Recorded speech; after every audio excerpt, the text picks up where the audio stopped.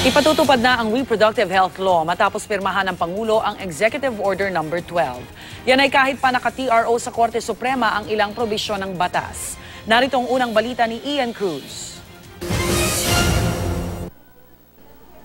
2012 na isabatas ang Responsible Parenthood and Reproductive Health Law o mas kilala bilang RH Law, pero hanggang ngayon hindi pa ito lubusang na ipatutupad. Mayroon pa kasing Temporary Restraining Order o TRO na inilabas ang Korte Suprema na pumipigil sa implementasyon ng ilang bahagi ng batas.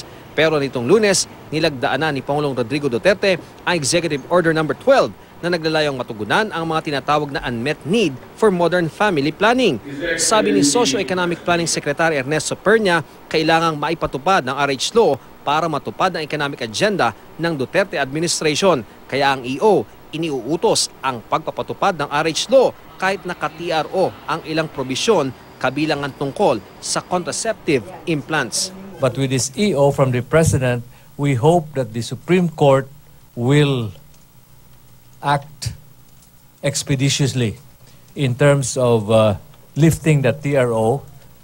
And in fact, with the EO, some there might be some municipalities or local governments that can get around the TRO by letting NGOs implement. Sa huling datos na hawak ng pamahalaan, nasa 6 na milyong mga kababaihan ang hindi nakakagamit ng modernong pamamaraan ng family planning at hindi raw lubusang nagagamit ang kanilang reproductive rights. Patuloy rin daw ang pagtaas ng teen pregnancy, pati na ang komplikasyon sa pagbubuntis at panganganak na may pagkakataong nagdudulot ng kamatayan sa mga ina.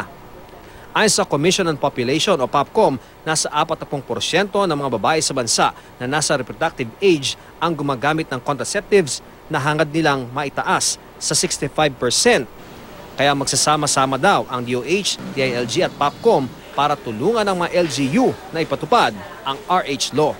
The President is asking the agencies to support at least the 2 million women in the poorest sector so that they can get family planning services, and over the rest of the administration to reach at least 6 million women.